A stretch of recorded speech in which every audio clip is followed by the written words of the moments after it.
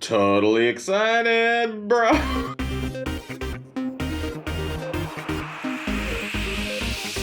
Ginger Runner. What is up, everybody? Ethan Newberry, the Ginger Runner here for another gingerrunner.com review. The beard is gone. It's the summer. It gets hot. My face sweats a lot. Let's be honest, I was looking a little haggard. I am delighted by today's review. I'm very excited about this shoe because it's something I've had for the last few months. I've actually put a lot of miles in it, and every one of them I've been surprised by and enjoyed. Today, we are reviewing the Salomon Sense Ride. Blood red.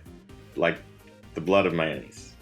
Well, like everyone's blood. I love the shoe. It's neutral, cushioned, yet responsive. It's a mid-weight contender, great for all distances, really. Short distance, long distance, and all-around rugged, fairly durable trail shoe from Salomon, with a couple of surprises up its sleeve. I'm going to get to all of that in today's review. To be totally frank, I kind of stopped running in Salomon shoes over the last year or so, not because they're bad. They always have held up really well, and I've enjoyed a lot of the shoes that they put out, but more because they all began to feel the same. I still love the Sense Pro series, and I definitely love this new Sense Ride, both of which have gotten me through multiple races, some really nasty stuff over the last few years, and held up really, really well. But I found a lot of the Salomon shoes that I was testing to be a bit stiffer, more responsive midsoles. I also found that the more expensive the shoe, the more narrow the fit. Less expensive meant that the fit was going to be a little bit sloppier. It wasn't necessarily a quality control issue, it was just that there were so many shoes being put out by other manufacturers out there that I tended to lean to more. And then they released this bad boy, which is a surprise and a delight. Oh, hello, Sense Ride. Good to meet you. I'm also going to go as far as to say this is probably one of my favorite trail shoes of 2017 thus far. I hate saying that, knowing that there's still months left of the year, but as you can tell by just how dirty this shoe is, I've thoroughly enjoyed my time in it. Now let's get on to things that I like and dislike about the shoe, as always starting with things that tickle me.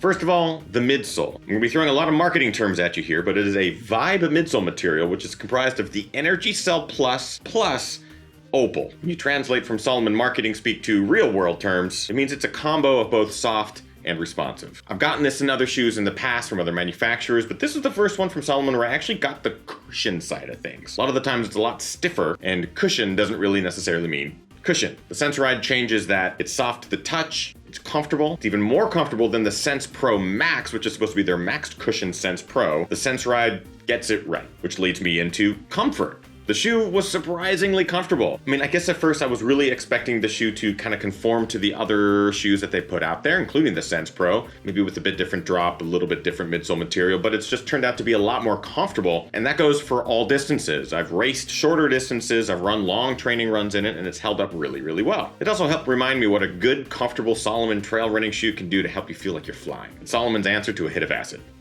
While I might not necessarily be fast, I at least feel fast in this shoe. I'm digging it. Build. Salomon to me has always just built their shoes really, really well. I think they have the budget, they have the back end where they can take chances, especially in their manufacturing, the construction of the shoes. In this case, the mesh and the welded overlays are certainly similar to other shoes that they have in their line, but the combination of this recipe right here comes together really nicely. Add a dash of salt, a sprig of pepper, and a sprinkle of parsley. You got yourself a souffle of fun. And the endo fit sleeve right here through the midfoot is awesome. I just love that Salomon has continued that, always helped the shoes fit a lot better, feel more comfortable, and allowed you to trust the shoes a bit more, especially on like technical descents. The shoes got it, that's good. And finally, looks. Looks are obviously subjective, but they just do something right. Salomon just nails the colorways by keeping it pretty simple. It's just variations of red. I really enjoy the yellow-green colorway as well. It's simple and yet iconic. You can tell it's a Salomon shoe from a mile away. If you can see shoes from a mile.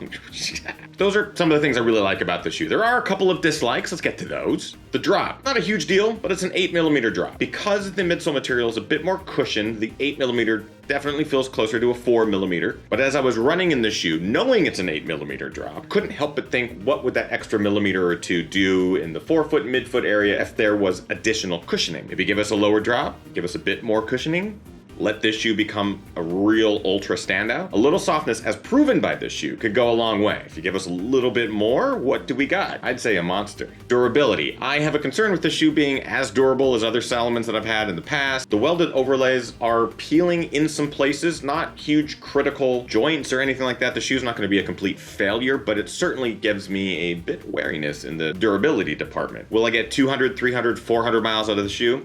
Yeah, probably. It might start to come apart a bit before that. So I'm definitely going to call out durability here. But that's pretty much it for dislikes. The fit of Salomon's are fairly unique. There's a couple things I could easily point out, but that would be an umbrella dislike for most of the Salomons being maybe a little bit too narrow in the midfoot. Could use a bit more width in the forefoot. The Sense Ride I've actually been really pleased with, comfortable with, and I trust. That to me says a lot and goes a long way. Okay, enough about that. Let's get on with the points. Starting of course with quality. Because the upper is peeling in just a couple of places here on both shoes, I'm gonna give a 4 out of 5 on quality. Otherwise, I'm just always really impressed by the build quality of Salomon shoes. Comfort, 4 out of 5. It is responsive like very many Salomon shoes, especially in the S-Lab range. But luckily, this one has a bit of comfort with the softness in the cushioning, which is rad. Price, I was surprised that this shoe comes in at $120. A lot of Salomon shoes are extremely expensive, but at $120, that's a pretty fair price point. I'm gonna give a 4 out of 5 on price. And looks, I'm gonna go out there. I'm gonna give it a 5 out of 5. And that's because they are keeping it simple, staying true to the Salomon roots. We have an all red version here simply by changing the variation of red. As someone with a design background, I appreciate the simplicity. I think it looks great. That brings our grand total to 17 out of 20 for the Salomon Sense Ride. A nice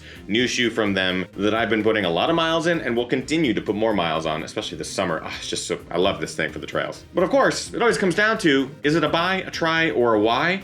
I'm gonna give this one a buy. This is one of those trail shoes that if you have it in your arsenal, you'll understand why I like it. By no means is it one of the super plush cushion shoes that's gonna get you through 100-miler. I know people have obviously run 100-milers in this shoe, but for me, I would prefer a little bit more cushioning. But for technical trails, dry trails, even some damp, wet rocks and roots and that sort of thing, you're gonna get a lot of joy out of this shoe. And joy is what makes the world go round. Scientifically incorrect. And that, my friends, is it for my review of the Salomon Sense Ride. Check it out if you have not already. In fact, if you have run in this shoe, I'm curious what you think about it. Let me know in the comments below what you think about the Salomon Sense Ride. Are you gonna get a pair? Do you already have a pair? Have you already run through a pair? Those are hard words to say. And that, my friends, is it for today's review. Do not forget, Ginger Runner Virtual Run. Registration closes in a matter of days. Depending on when you watch this video, it might already be closed. August 7th, 2017 is where the t-shirt registrations close for GRVR 17. If you have no idea what I am even talking about, don't worry, there's a link in the description that'll take you to where all the information is. You can do all your research, you can check out what we did last year. This year's gonna be bigger and better. I'm so excited about it. I've got links to social sites, check it out. And right here at the bottom, in case you wanna help support the channel on a regular basis, you can do so over at patreon.com/thegingerrunner for as little as $1 a month with cool perks on the back end. That is it, my friends. Make sure you subscribe to the channel. New videos coming out all the time. Of course, if you want more info, you want to get a pair of the shoes for yourself, I also have a link for these in the description of this video. That's it. Get out there, train hard, race harder, and party the hardest. I know I am. We'll see you guys next week for more fun. Okay, bye-bye.